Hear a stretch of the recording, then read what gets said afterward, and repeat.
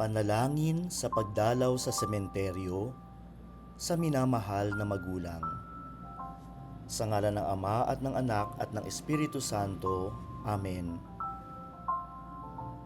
O Panginoong Diyos, na nagsugo sa akin upang parangalan ang aking ama at ina, kalugdan at kaawaan mo po ang kanilang kaluluwa. Patawarin sila sa kanilang mga kasalanan at tanggapin balang araw sa ligaya ng iyong walang hanggang liwanag.